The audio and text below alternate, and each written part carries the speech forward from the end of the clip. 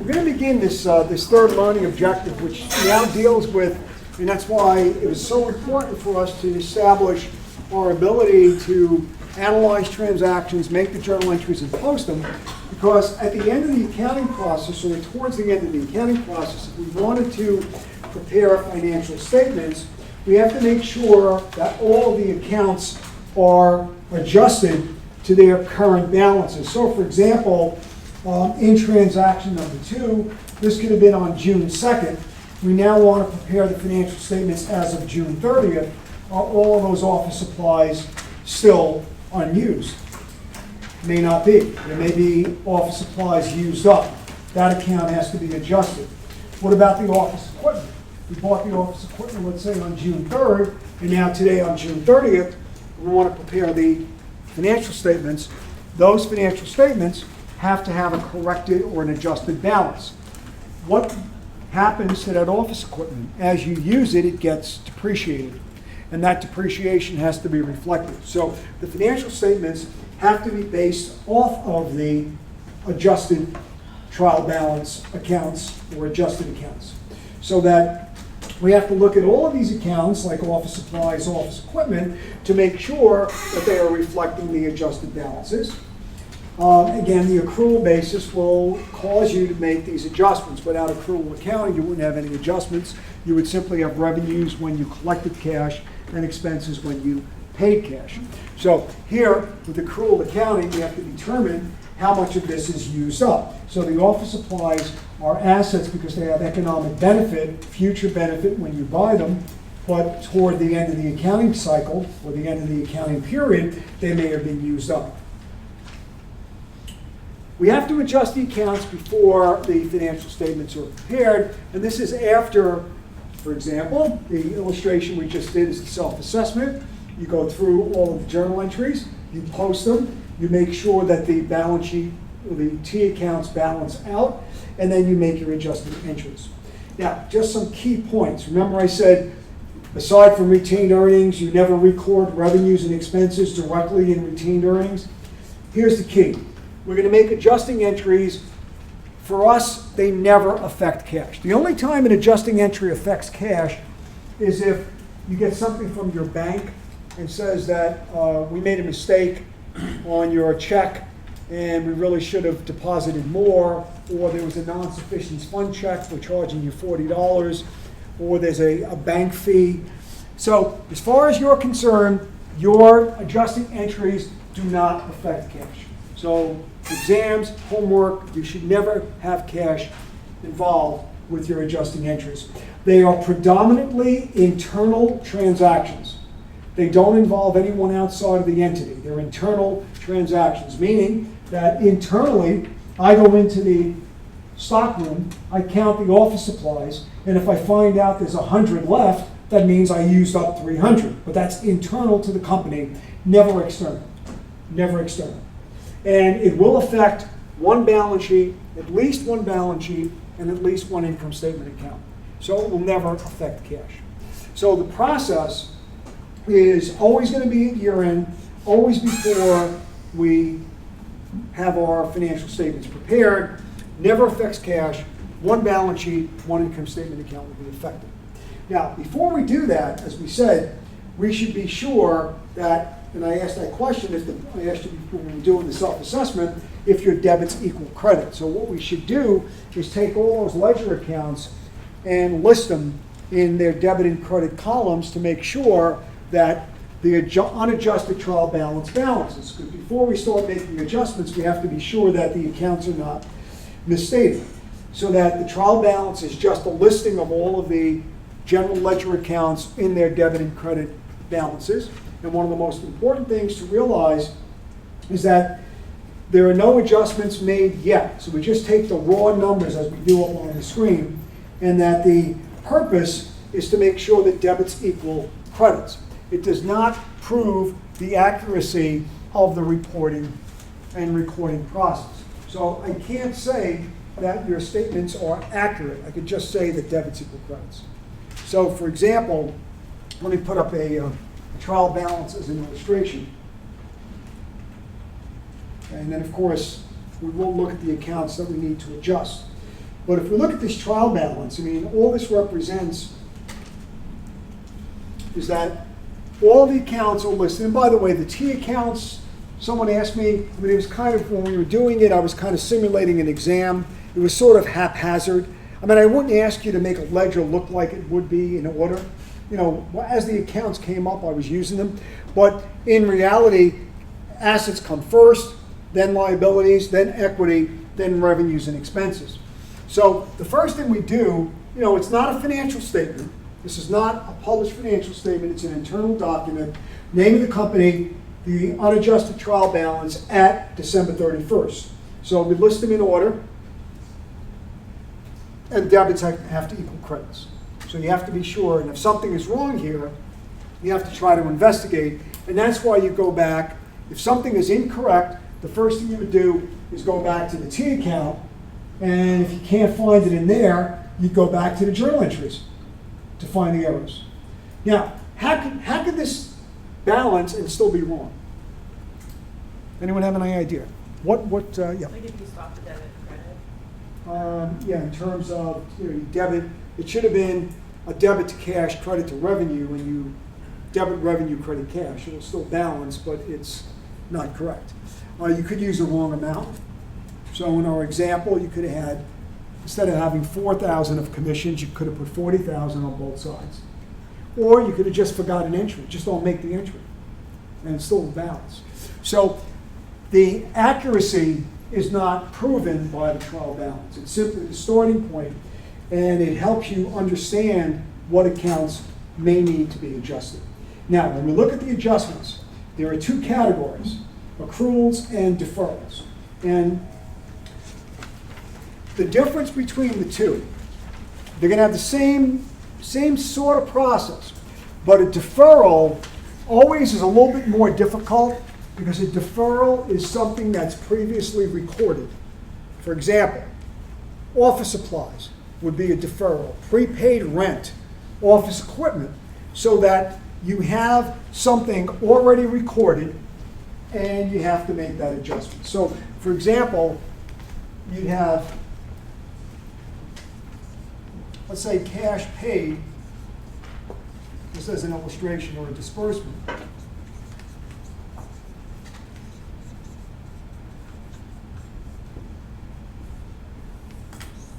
And let's say the first thing we do is we record it as an asset, just an example.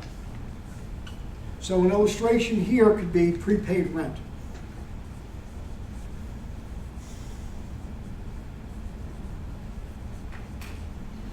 When you add something to the asset side, this is the balance sheet.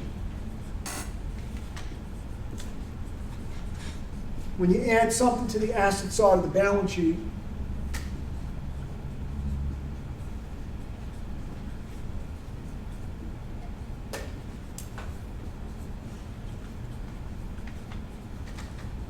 we say it's capitalized, deferred,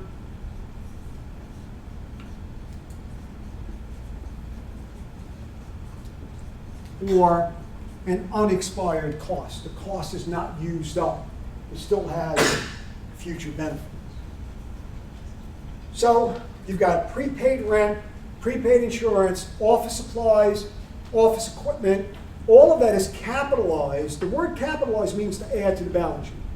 So it's sitting on the balance sheet, it's deferred, it's an unexpired cost, and at the end of the accounting period, we have to make an assessment to determine how much of that is used up. So on the income statement,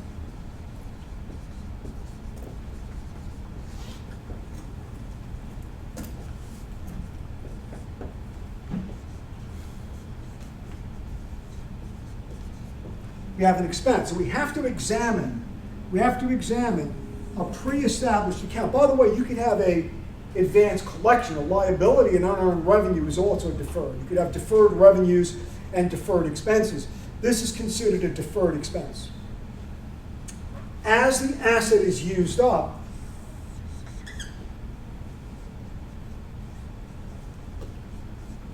it becomes an expired cost.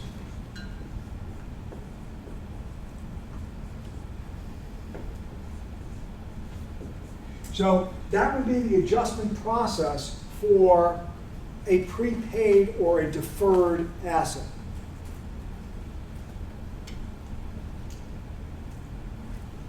Notice again, the cash disbursement took place a long time ago. Beginning of the month, beginning of the year, maybe even last year, or 2 years ago if it's a 3-year prepaid. Cash disbursement is not affected. It's on the balance sheet, it's overstated, it has to be reduced, and the expense has to be recorded as you use it up. So the process of a deferral is, as you see it there, it will be previously recorded in a balance sheet account. It will be resulting in a decrease in a balance sheet account and an increase in an income statement account.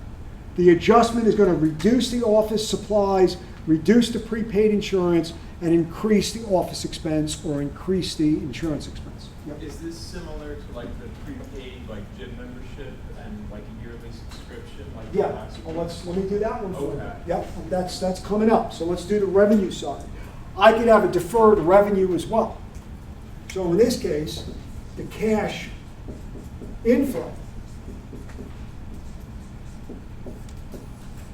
comes in and it goes on the balance sheet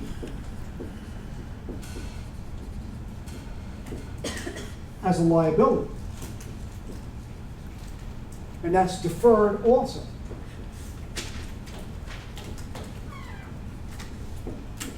It's deferred, and that's an unearned.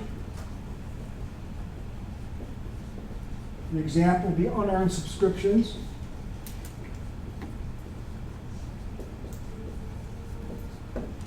And then, as it's earned, it goes into revenue.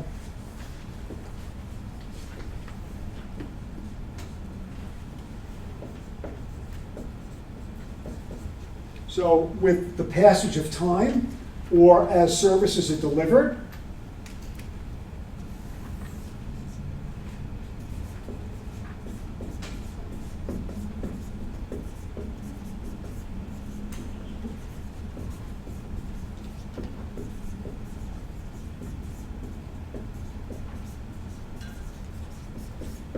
as the goods and services are delivered, they are now recognized as income. So once again, a previously recorded balance sheet account, and when it's adjusted, we're going to have to reduce the liability and increase the revenue. Reduce the liability and increase the revenue.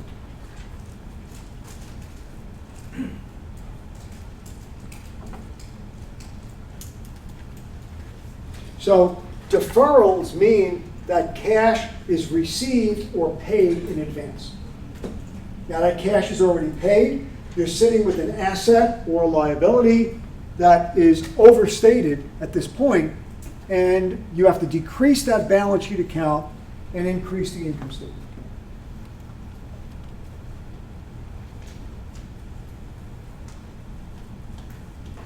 So those are the deferrals. What makes the deferrals more difficult is that they are pre-recorded, and you have to examine existing accounts.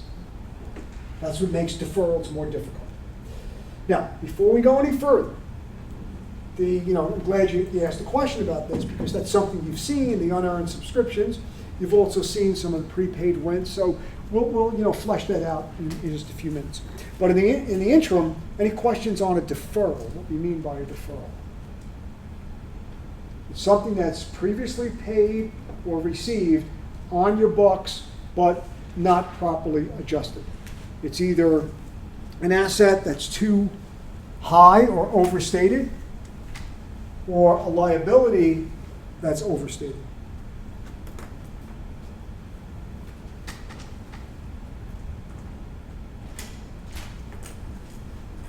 So any questions on the deferrals?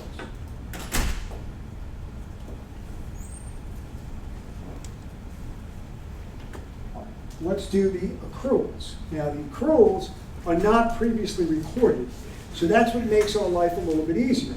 It represents, for example, a revenue that is earned unrecorded and uncollected at the end of the accounting period. So it's a revenue earned, unrecorded, and uncollected at the end of the accounting period. So you bill a client, revenue will come in. But until you do that, you've done some work for someone, didn't send the bill out, at the end of the year you have to do that. You have to make that adjustment. So it's a revenue that you've earned, but you've not billed, you've not recorded that amount. On the expense side, it represents an expense you've incurred, not recorded, and not paid yet. So perfect example of an accrued expense is what? Your cell phone bill. You get that bill on the 15th of the month, roughly, right? It's usually in the middle of the next month. Half of that bill belongs in the prior month. So you have to accrue half the cell phone bill in that prior month. So for example, on the accrual side,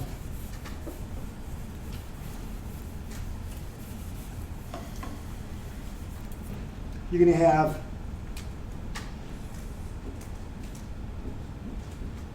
July 15th. Of course, this was June 15th. And it's June 30th today. So if you get a bill in the mail here, June 15th, if that cell phone bill is $500, that means that as of June 30th, you have an accrued expense of what? $250, because it's not recorded. So the expense is in June for $250, in July of $250. That $250 is an accrued expense. So that, in this case, notice what it tells you. And again, memorizing this is not going to help unless you actually start doing some problems. But it tells you that the adjustment will increase a liability or an asset account or a balance sheet account in general and an income statement account. So to make this adjustment, you would have to increase the expense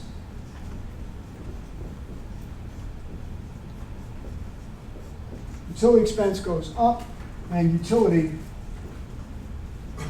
payable goes up. So it represents a case where a balance sheet account goes up and so does an expense or an income statement account. An accrued revenue would be, you worked half the month, you didn't get paid yet, so you'd have to accrue your revenue at the end.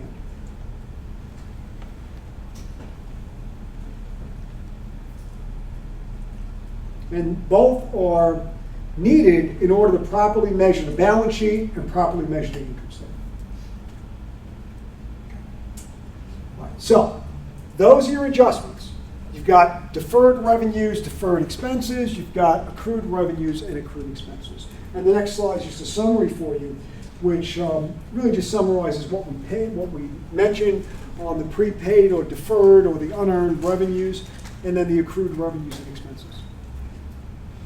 Now, we'll go back to this, obviously, as we move along. I'll keep repeating, hopefully, some of these main points, especially the theoretical points. All right, so let's go and take a look at deferred revenues first. So this is the unearned revenue situation, and we'll take a look at the subscriptions again. So these are amounts that are received, and I just had it on the board here, I erased it. You received cash in advance of providing a good and service. It is a liability because you owe them the goods or the services. So when you record it, it is a liability. The other cases is where you might have subscriptions to magazines. You might also have, insurance collected in advance, and this is going to require adjustment. So let's take a look at an example. So in May, customers are going to prepay $300 for a 3-month health subscription. They pay this online. The 1 month, of course, is over in June. So we're at the point where we have a financial statement to prepare. So let me first set this up for you. And what I would always do is map out the transaction.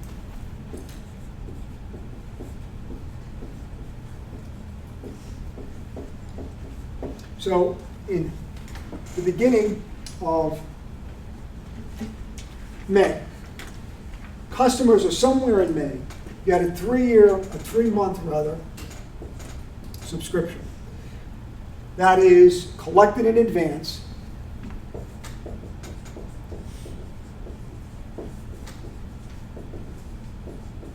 And that, of course, is a liability. Now, that liability, how is it used up? So the problem is, there are some cases where, and it's, so let's say it's, excuse me, let's do it this way. I guess they're assuming here, I'm going to go back. They're assuming it's at the end of May.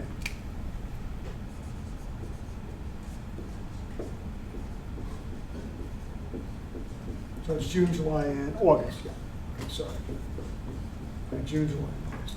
So the advance collection comes to you on May 31st, and you've got 3 months worth of service. Now, how is the revenue earned? The revenue could be earned in lots of different ways. You could have a metered, it could be metered as usage. So let's say you're paying for, a prepaid cell phone card might be prepaid for 100 minutes. So, again, it's unearned until you use 100 minutes. 100 minutes could be used in a week, it could be used in 6 months. Here, you're paying for 3 months service, and that service is not being metered, so it's going to be evenly earned. So that, in this case, you're going to earn 100 each month.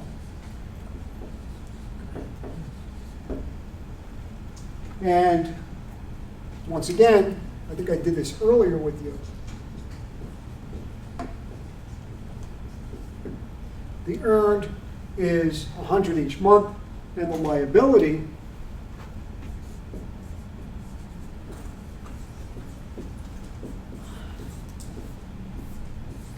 goes down by 100 each month. Now, we're not making entries yet. We're just trying to think this through. I mean, that's the first thing you should look at. I mean, you don't have to be this formal, but that's the first thing you should look at. And on May 31st, just to be 100% complete, on May 31st, the liability is 300, and the earned amount is 0. The earned amount is 0 at that point. So that on May 31st or on June 1st, whenever it was, you've got an increase in the unearned revenue account. And, well, I'm not showing you, we're not showing you that, but you would have on this, you would have increased cash in the unearned revenue. And in this case, this is your adjusting entry. So the adjusting entry would have to show 100 of revenue earned and reduce the unearned revenue. And here's the journal entry for that adjustment. In fact, I want to go back and show you the original entry. Okay. So let me show you the original entry first, which I wanted to do initially. But that's the adjustment. So let's go to the original entry. What's the original entry on, let's say, May 31st?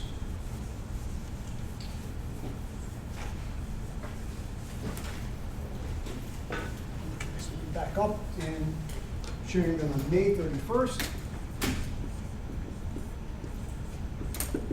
What's the original entry when you collected the cash in advance? What would you debit? Cash. And then unearned revenue.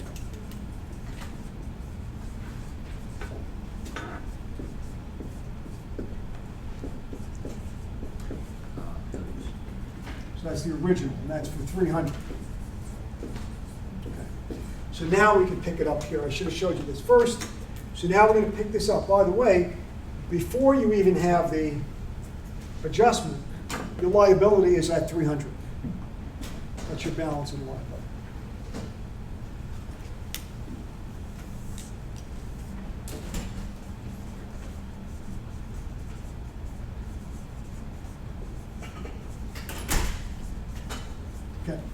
Now, the adjusting entry you see up on the screen, at the end of the month of June, you're now going to make the entry debiting the unearned revenue and crediting the sales revenue. When you make the adjustment,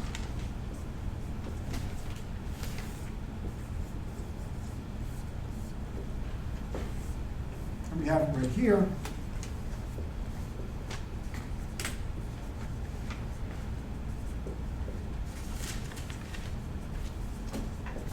going to debit the unearned and credit the revenue. And that revenue now is on the income statement. So here is an example of a deferral. A deferral is previously recorded. It is going to show up, in this case, as a liability. The liability has to be adjusted. It's overstated. If it is not corrected, it would have overstated the liability and understated the revenue stream. But the key point here is that the adjustment does not involve cash, and it will increase revenue and reduce the liability.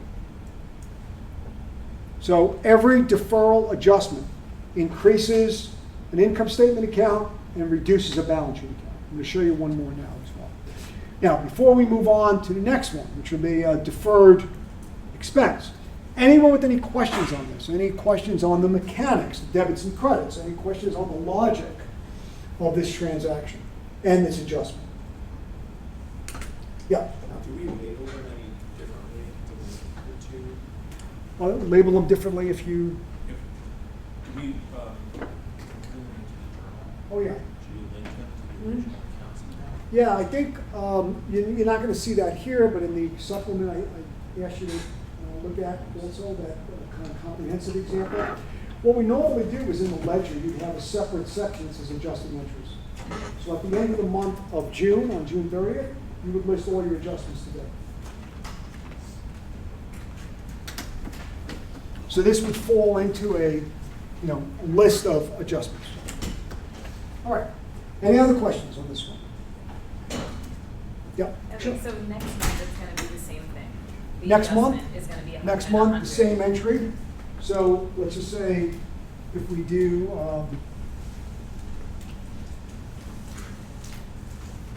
let's go to next month and let's go to July.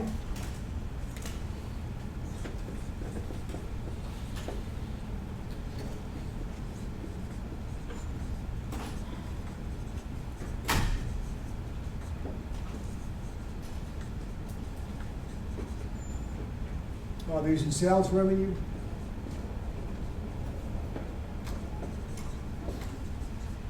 So at the very next month, you would do the same thing.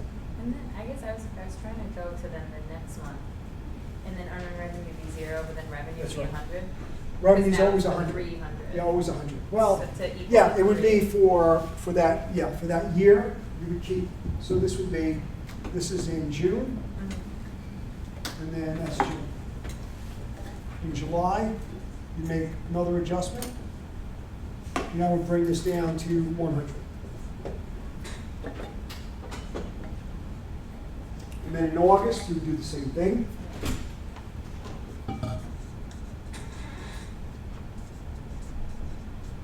And that would bring that down to 0. And your revenues at this point would be at 300. But if you were preparing an income statement for July only for the month, it's only 100. Okay. It depends on how you're reporting. Because I'm just. Yeah, but Is what the you're revenue asking is a changing by good 100 question. in this- in Yeah, this what you're asking is a step? good question. So this is the way the unearned revenue account would go down to 0 through recognition of revenue for those 3 months. All I right, did good one, question. sorry, Yeah. for No, don't for say sorry. I mean, August. it's- So when I did one for August, Yeah. the sales revenue then would be, Well, the revenue for It would still August be itself, 100. the revenue for August would be 100. Okay. But if I said revenue for the period ended August, it would be 300. okay, It depends on how I'm reporting. If I'm reporting for 1 month or I'm accumulating. okay. All right, other questions? Yeah. Would you have to do anything for the cash in the original account that was reported in May? No, cash is, I had the entry up here originally. That's already received. I mean, that's no change in cash. Okay. Once the cash is received, it's not affected by any of these adjustments. Okay. And the same question we had during the self-assessment session was that if you have a revenue that's earned, and that revenue is collected later, it could be collected next year, that cash has no effect on the revenue that was collected in 2015, or earned in 2015. All right, any other questions on the deferred or unearned revenue? Let's do the expense. Prepaid expenses. Again, you pay for service, you pay for an asset value in advance.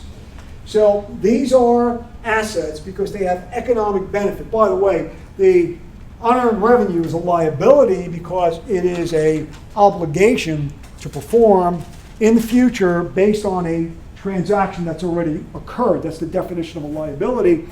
These prepayments meet the definition of an asset because they have future economic benefit to the company. They are paid in advance. And situations, equipment, buildings, vehicles. Now, we generally, and this is where you got to be real careful when you first learn this material, because economically, a building is a prepaid expense, but you would not write the word prepaid building on your ledger. You would put building. It is economically a prepayment of service, but it does not, and the same thing with a car. Now, items that are used up quickly, like advertising, insurance, supplies, yeah, those are like prepayments. Those are generally current assets, and as they're being used up, they would be services acquired or assets acquired in advance. Long-term assets, like buildings, land, vehicles, we don't generally use the word prepaid. And of course, they'll be used up. The only asset that is not used up is typically land, because land will appreciate, so we don't depreciate the land account. Now, the example, the company paid insurance in advance of $800. So this time I'm not going to forget to recreate the original transaction, because we did kind of chop this learning objective from the other. And that's why I gave you that comprehensive example, because it kind of takes you right through everything. Well, let's go back, let's recreate what happened. So in this case, they prepaid insurance.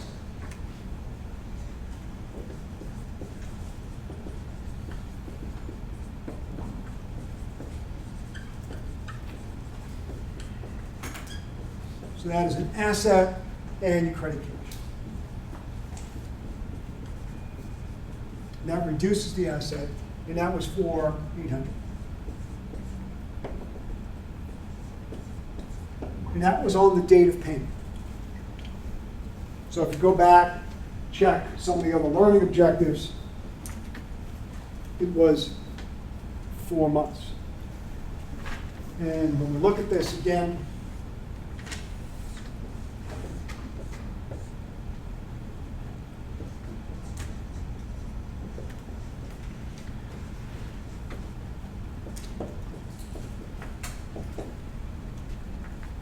this is on May 31st, let's say. So on May 31st, you make the entry debiting the prepaid insurance and we credit cash. Now, what will happen is at this point in time, the asset is $800 and the expense is 0. There's no expense here. As when we start,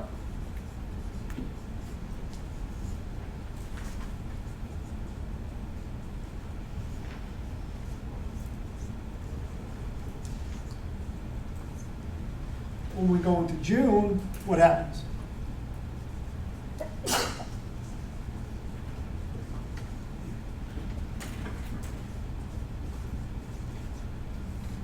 The asset's going to be used up evenly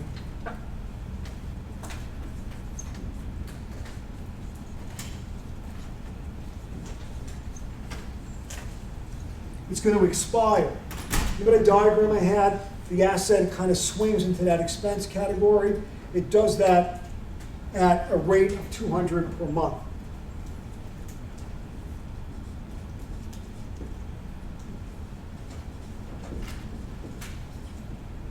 $200.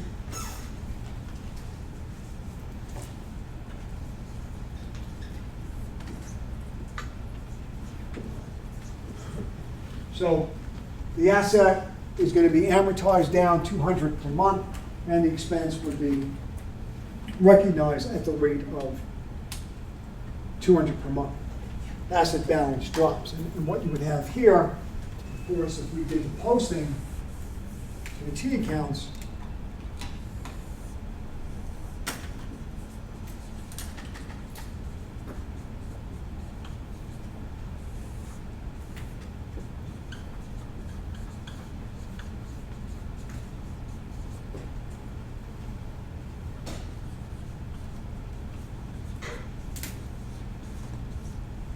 on May 31st, we have prepaid insurance of 8, and we have no expense.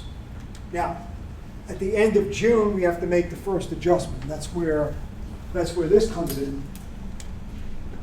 So you would debit the insurance expense. Remember, increasing the expense account reduces equity, reduces income, and reduces retained earnings. Now again, the items that are in black here are the secondary effects. We're going to show you how to close that later. So the only entry you would make here is going to be to reduce the prepaid insurance and record the expense. So let's make sure we take a look at the entry. We're going to debit the insurance expense and credit the prepaid. Now again, what will happen is that the expense, and I'll show you here as well, so on June 30th,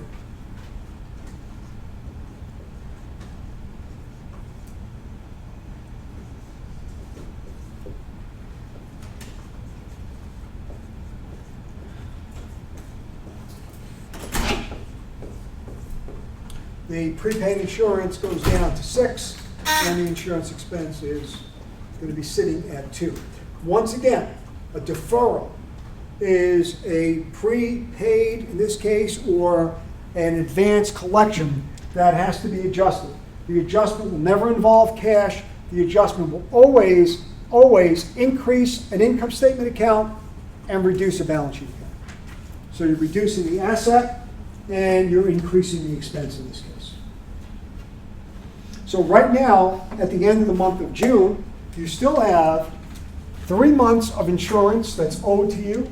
So you have 3 months of an asset value remaining, and you've used up 200 of that. And taking your question, again, if I did this in July, it would, once again, reduce the asset, increase the expense. And this would continue until the asset went to 0. All right, so questions. Questions on the insurance account, prepaid insurance. Same thing's true with prepaid rent. Same thing is true with supplies. If you look at some of the examples, you'll see if you bought, for instance, in this case, supplies are sitting there at 400. I go into the stock room, as I said before, I count 100 left. I use 3. So I have to debit the supplies expense and credit the supplies for the usage of that account. If I have 100 left, I've used up 30. All right, let's do another one. And that's going to be another deferral, and that's going to be depreciation. Now, depreciation, we're going to get into this detail in one of the other chapters, but it's simply looked at as a process of allocating the cost of a plant asset to future periods of benefit. So if you buy a car, you're purchasing future service potential from that vehicle. How is that vehicle used up? When do you start losing money? I mean, they say as soon as you drive out of the dealership, I guess, but how does it start, how do you pattern that loss? Well, a lot of people find that maybe accelerating it, more expense early than later, might make sense. We're going to use a straight line approach because we're not really sure how the asset is used up in the sense of contributing to profit. So we try to match the expense with revenue. So we typically would use a straight line approach. Now, that straight line approach is not going to be a process of economic valuation. So we don't really know what the asset's worth. I mean, right now, we know here, it's a little bit different with the prepaid insurance. We know that you've got 3 months insurance left. Right? We know what's left, we know what's used. But for an asset, it's very difficult to pinpoint that service potential. I mean, the asset you have right now may, in fact, not be very useful at all, or may become useful later on. I mean, something may happen, your business changes. So you don't necessarily know how much revenue it's going to produce. I mean, typically the asset produces more revenue in its earlier stages of economic life than the later, because of the usage that wears down the asset. So typically an asset is more productive earlier than later, but for now, we're going to straight line this. And again, it's a process of allocation, not valuation. So we're going to allocate this to the future period of benefit. And we're going to use a straight line approach, and this is estimated. So our annual depreciation is going to be the cost minus the scrap value or salvage value. And the scrap or salvage value represents what you expect to get on a trade-in. If you've leased a car, and if you look in the very bottom of the lease, there's a residual value of what they expect the car to be worth when you bring it back. That's like the scrap value, or the residual.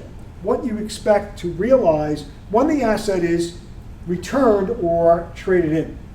And then we divide it by the economic life, the expected life. So it's the cost minus scrap value divided by its economic life. That's the straight line approach, because the depreciation would be equal each year. This, by the way, cost minus the scrap value is called depreciable cost.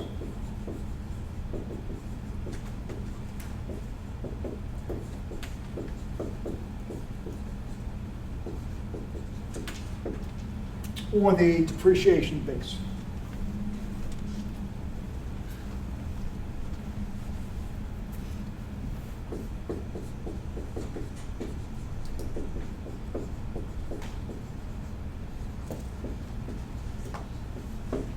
Depreciation base.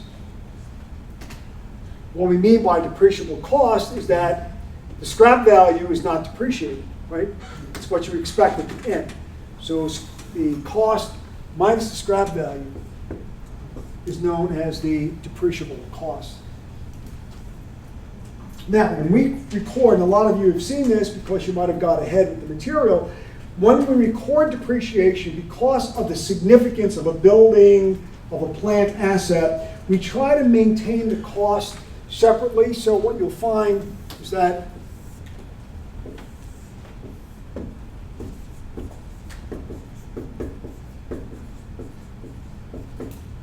the plant asset is debited for its cost at acquisition.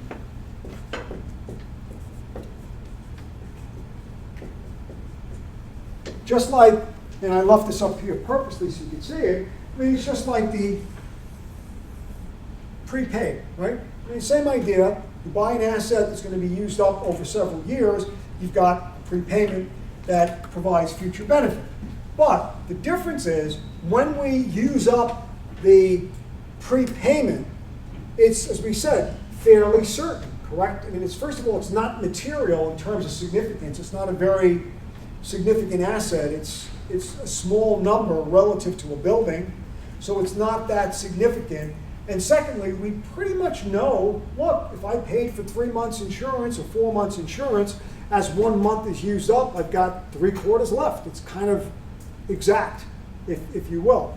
So it is not a problem to credit the account directly.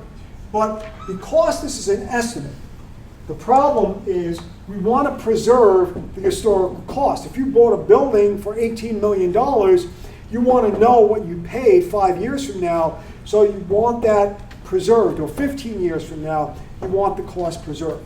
So what we use is a contra asset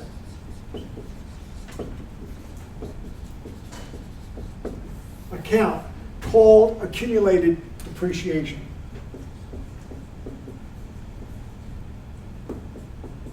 and we accumulate the depreciation in this account.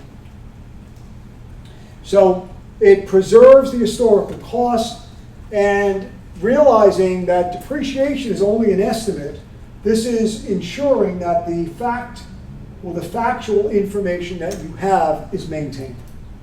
So you're preserving the cost, which is the facts that you have. You could tie it back, for example, if you went back to the plan asset account year after year, you could tie this to a mortgage. You could tie this to the transaction documents. If you started crediting this account for depreciation, you would lose that information. So we use a contract asset account rather than crediting the account directly, but it's the same economic process. It's just a different way of recording.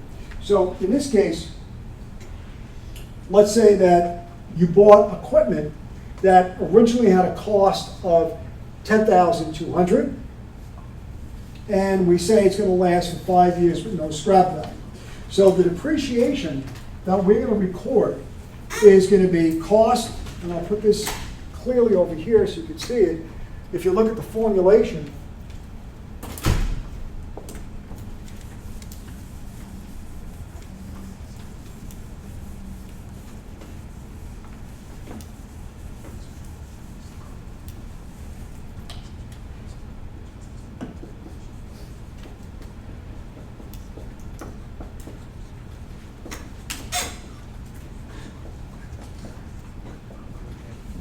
straight line depreciation expense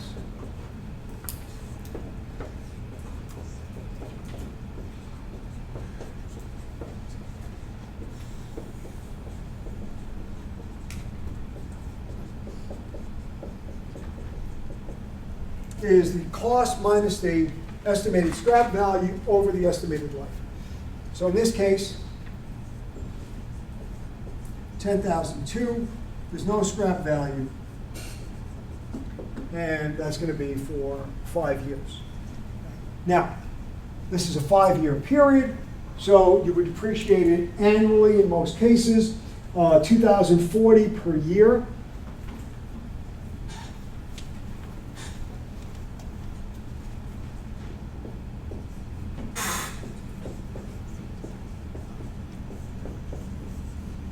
But in this case, we're preparing monthly adjustments.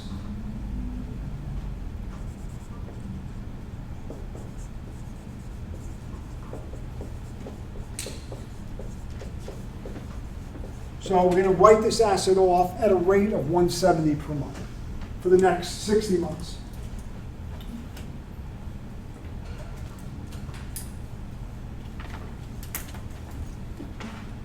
So the journal entry is going to be to debit the depreciation expense and credit the accumulated depreciation. Again, expenses do what? Reduce income and reduce retained earnings, but this is secondary. So what hopefully we now understand from all the journal entries today is that when you look at that equation, the primary entry is the debit to depreciation expense in the blue and the credit to the accumulated depreciation in the blue. The black or the supplemental numbers there are providing you with the effects. So you should understand that when you debit depreciation expense, you increase expenses, you reduce income, and you reduce retained earnings. But the key entry that you're going to make is going to be to debit the depreciation expense. Now, whether you leave off furniture and fixtures, I don't really care. Again, understanding that that expense reduces equity.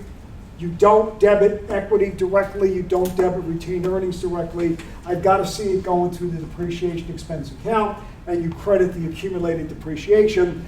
This book notates XA as a contra account. Contra accounts reduce the asset. So that in this case, you have a debit to depreciation expense and a credit to the accumulated depreciation account. The credit to the accumulated depreciation account avoids you hitting the asset account directly. So what would happen here is each period, and let me now use this, and you've already have the accumulated there, so that this asset is 10,200, it's a debit balance, it stays there until you sell it. It does not get affected. Each period, you're going to keep debiting depreciation expense, crediting accumulating all the way down. So each year, you're going to be crediting the accumulated depreciation, and that's going to reduce the book value of the asset. Now, the book value of the asset is the difference between the cost and the accumulated depreciation. So that the net book value, and I'll show you that in a minute, is going to be the difference between the two. They're always reported together on the financial statement. So that, let's just take this first month, and if you were preparing a set of financial statements for the first month, the net book value, as we call it. Let me write this out for you.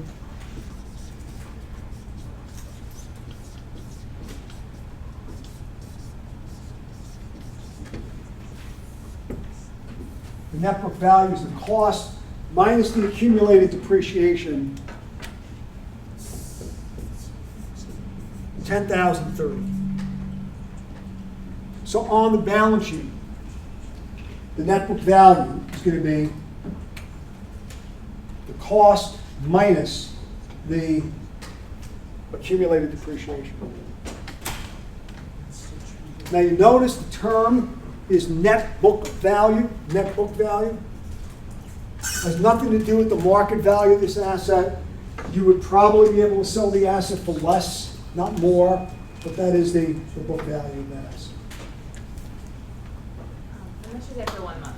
So that's why we did like the total cost minus 170? Yeah, next month If we it'll had be, accumulated more. yeah, next it'd month so. it'll be 10,002 minus 340, and that would just keep piling up. Okay. And on the balance sheet, it looks like this, at least for the first month. You can't separate these accounts, so the contra account and the related account cannot be separated. So the asset account and the contra account cannot be separated on the balance sheet. So buildings, equipment, assets like vehicles are treated in the same fashion. Intangible assets, the same thing. Have the same, like a patent or a copyright or something that's going to last a long time, would be handled in the same fashion.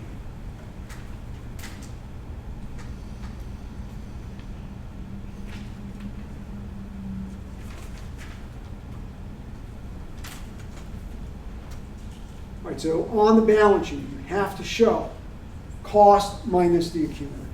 So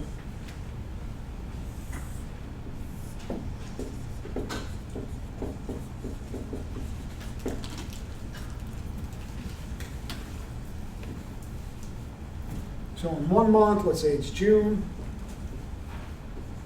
it's 170. July, 170. So again, let's say that's 340. Is the accumulated at that point. If you were reporting the statements there, it would be like, what, 9860 or something like that, right? So that should be net book value, 9860, I think.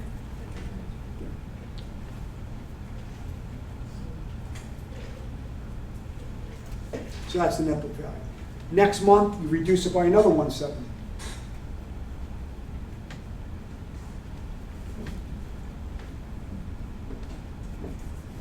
And again, this is the contra asset account.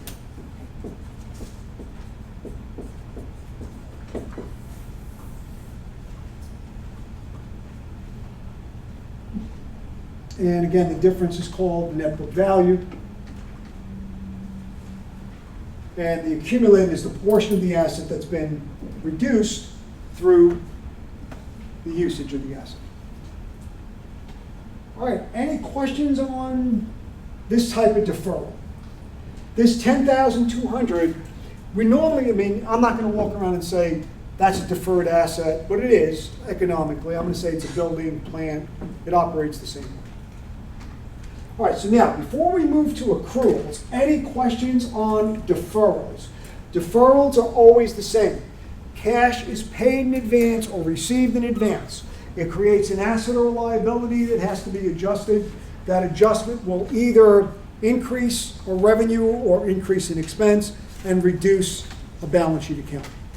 So we increase an expense, reduce an asset, or increase revenue, as you mentioned before, but the subscription, increase the revenue and reduce the liability because that obligation is satisfied by providing access to the health club, access to, an online subscription, whatever that may be.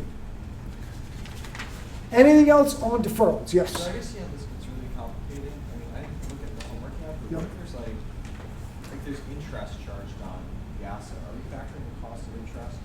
Yeah, well, interest is, that'll be a separate, that's an accrual, I can show you that now. So if I borrowed money to buy this asset, Yeah. there is going to be accrued interest, and that has to be adjusted as well. Okay, so the depreciation just really is about the actual cost Cost, for the asset right. without the interest. paid Right, over the exactly. period. Now, you bring up a very, I guess, kind of an advanced technical question. Okay. Should interest be part of the asset? Should it be part of the asset's cost? And in some cases it is. Yeah. Not always, but for a long-term project.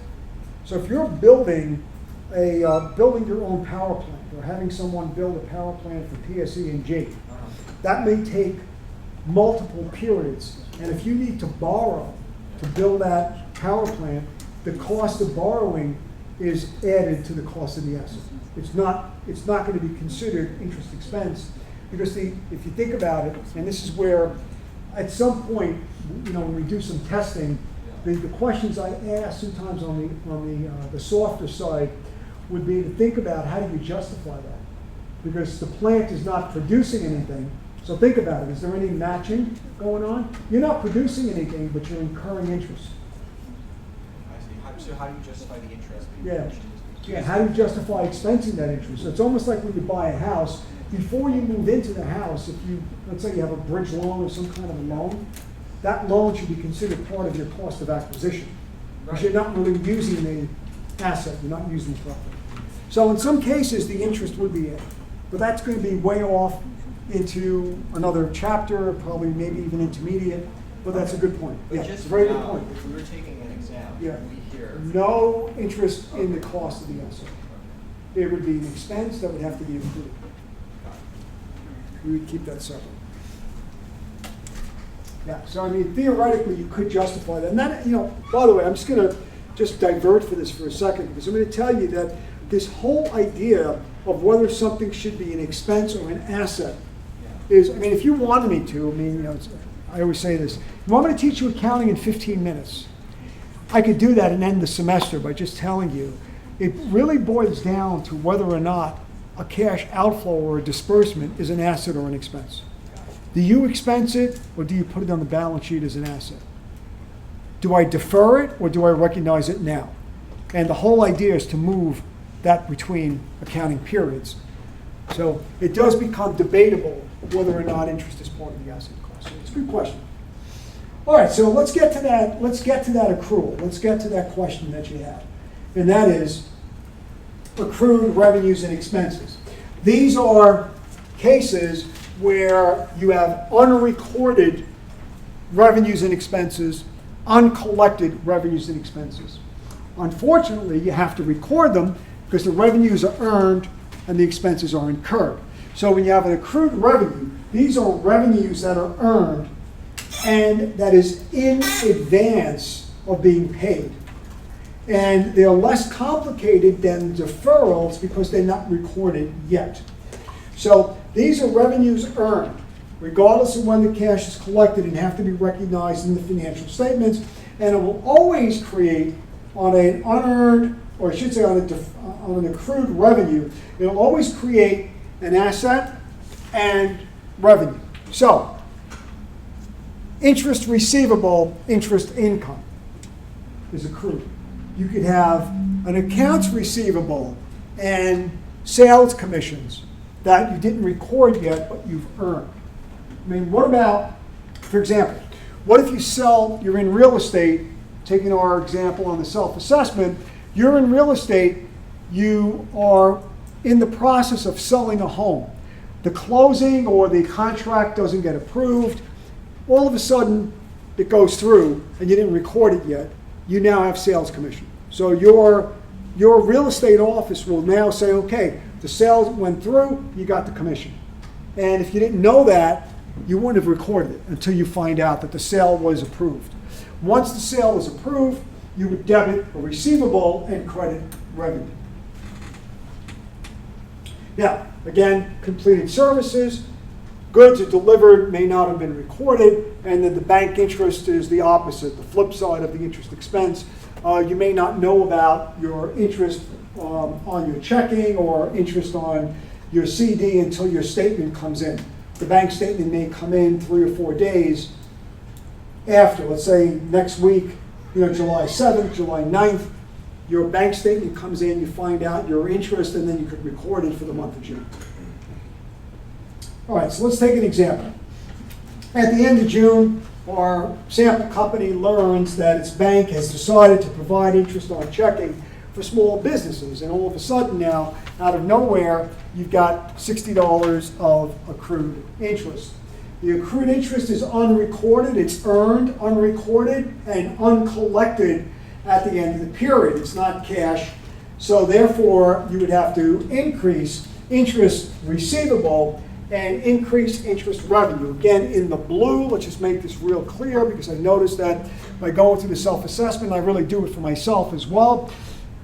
Watching, well, why not just debit, why not just credit retained earnings here? I've got to see the source of the revenue. So it's interest income, credit, debit to the interest receivable.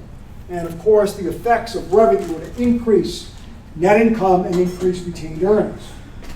The journal entry debits interest receivable, credits interest income. So once again, the definition of an accrued revenue. Revenue earned, uncollected, unrecorded, until we get to the end of the accounting period. The unrecorded revenue will always be accompanied by an increase in an asset and an increase in the revenue. Whether it's interest receivable, whether it's rent receivable, whether it's sales commissions receivable, whatever it is, and you credit the related revenue account.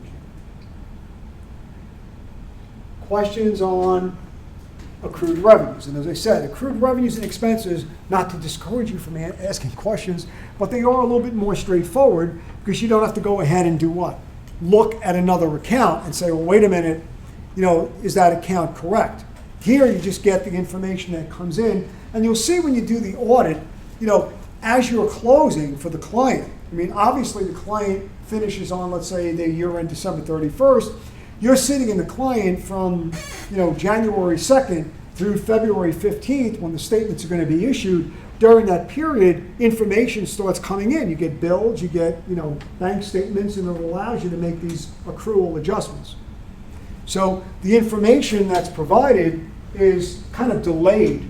You don't have it. With the deferral, you have the information already. So with the deferrals, you could pretty much make your adjustments in advance of that year end for the most part. With an accrual, you have to wait for that information to come in. All right, so let's do an expense. And an accrued expense is obviously recognizing expenses before you pay them. And in this case, these are expenses incurred, unpaid, until the end of the accounting period. This means that you're going to have expenses for, let's say, utility bills, cell phone bills, always mention that. Wages that are accrued. Now, here's the bank interest example we talked about before. That amounts borrowed from the bank.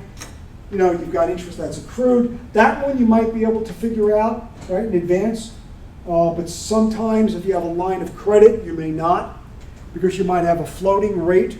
You might not remember how much you're borrowing each month on a line. So you may have to wait, but for the most part, interest is pretty predictable. And then income taxes may have to be accrued as well. You do your estimated taxes each quarter in a business, so that you'd have to sit down and make your projections to determine your estimations. So in our example, let's say that employees are gonna earn $550 in the last half of the month. And the way this might look, if you had to map this out,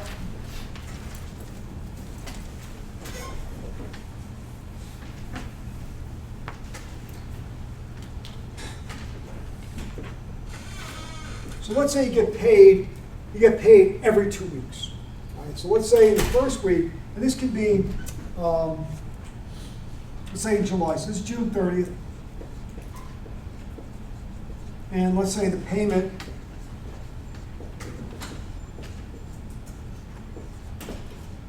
get paid on July 6th, and the paycheck, total paycheck is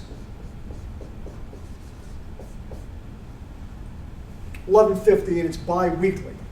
So this is week 1, week 2.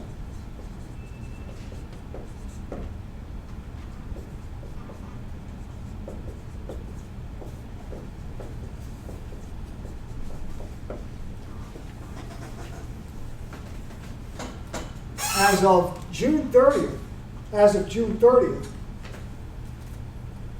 the business has accrued an expense of $550. Now remember, the last paycheck, let's say it was June 25th. So you don't have to worry about that. That's a prior payment. So now you got this accrual, $550. So you have employees working for you for 2 weeks. You close your books on June 30th. This week is unrecorded and it is unpaid as of June 30th. So you need, like any other accrued expense, you have to recognize a liability for the unpaid wages and the expense.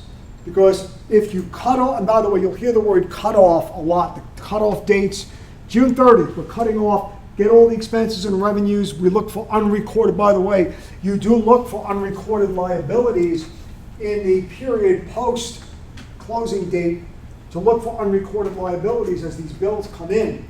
So that, you might have a lawyer send you a bill for services provided in June.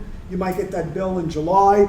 In this case, the wages, someone works for you or you have employees working for you for the week of June 30th, but they're not going to get paid till July 6th. Therefore, you have to accrue the 1/2 of that payroll, and you do that by increasing wage expense and increasing wages payable.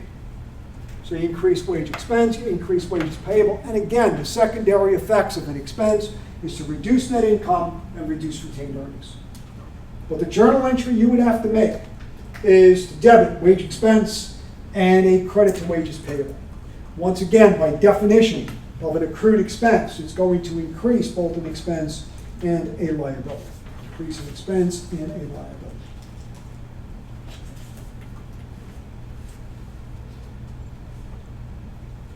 Now, question for you. What is going to happen? Well, let me make sure you understand this first before I ask my question. Anyone with any problems on this? I mean, sometimes it's not so clean. Sometimes, the paycheck is only for 2 days, or I should say the accrual is only for 2 days. In this case, it's very clean. Questions on this one?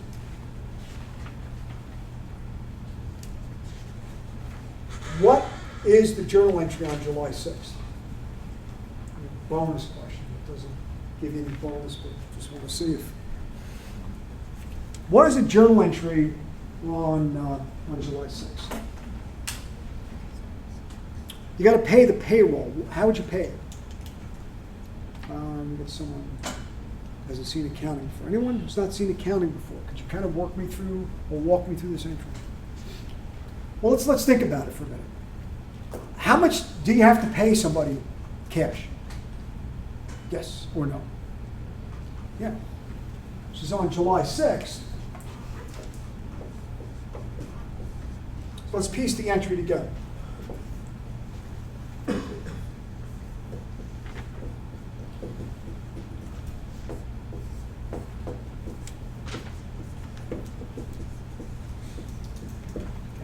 So when when you pay that cash of $1,100, what are you paying for?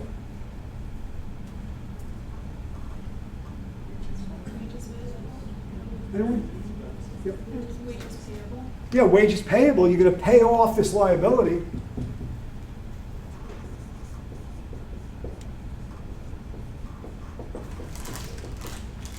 Which incidentally was an expense for when? For June, not July, so that's $550. And what's the other $550 gonna be?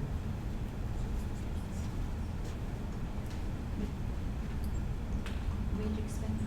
It's an expense, yeah.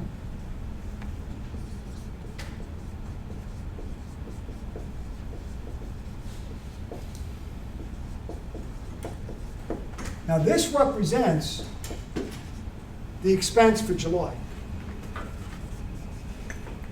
That's the July expense. So in this case, you would, on July 6th, when you make that payroll payment, the credit cash for $1,100, that is paying off the previously accrued liability, plus you're paying the current expense of $550. Now, again, this was an easy example because it's split right down the middle, but it does accomplish the purpose that I wanted to make sure you see. So after you've accrued the expense and it's paid off, you've got a liability sitting there. The common error is to debit wage expense for $1,100, forgetting that you've already booked the wage expense. See, if you think about it, that's why some of you were saying during the self-assessment session, well, I kind of like to make the T accounts first. If you made the T accounts first, it would have showed you, what if you said, I'm going to debit wage expense for $1,100, what would have happened? If you would have done that, you would have had $1,650 in wages, which is more than the wages that you would normally incur. So here, when you post these to T accounts, it's going to help you see that when you post that July 6th, it brings the wages to where it should be, and it pays off the liability.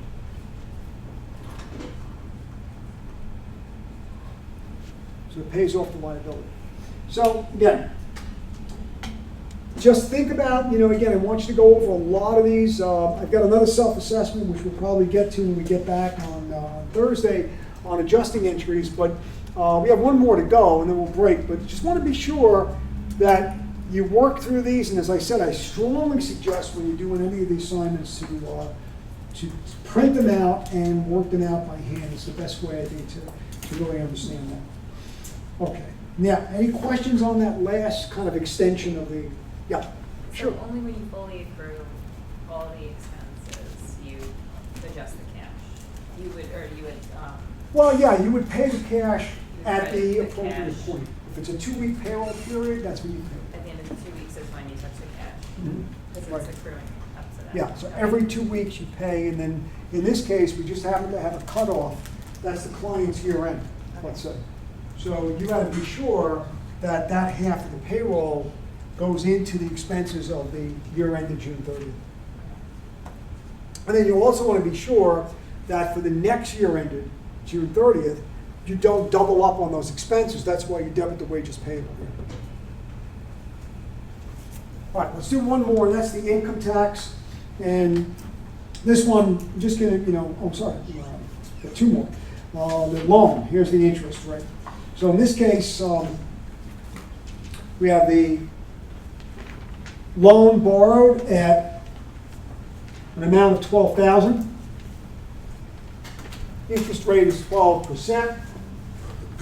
So that on an annual basis, that would be $1,440 per year, but per month it's like 1% per month or 120, and we have to accrue the interest expense. And again, the question is, that loan could have been borrowed to buy this asset also, but the interest does not go into the asset account right now.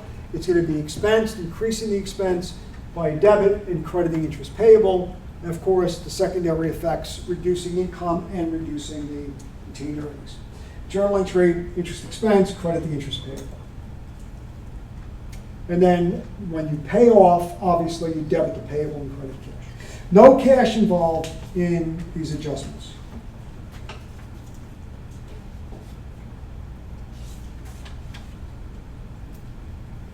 All right, and finally for the tax, in this case, they're asking you to go back and take all these expenses. So what you would do, and I was trying to show you a little bit about this when we were doing the ledger before, but you get the revenues minus the expenses, and this comes out to a net income of 2020. And if the income tax rate is 30%, then your income tax would be 606. Okay, so the income tax is 606, and the net income is 1414. Now, to accrue the taxes, these are maybe your estimated taxes. By the way, you may not know your actual taxes. So, for instance, if your year end is December 31st and you wanted to prepare financial statements, you don't file your tax returns until March or April, depending on your type of business or if you're an individual. So you're not going to really know your taxes. So these are really estimated. So if the income is 2020, tax rate's 30%, then you've got 606 as your income tax expense. By the way, the term net income, and I know at this point in the course, this is a nightmare. Terms, synonyms, all kinds of things like that. No precision in the definitions or the terminology. Net income. If I use the term net income, it is always assumed to be after tax. Net is the very bottom line. Now you could ask, on an exam you could ask, but it's always the very bottom line. If I meant something else, I would say pre-tax net income or income before tax is 2020. Net income is 1414. Sometimes you see the term net income after tax. Right? So it is generally agreed that the term net income is an after-tax number. And once again, the accrual would be pretty simple. You would just debit the tax expense, which is an expense on the income statement, and credit or increase the tax payable.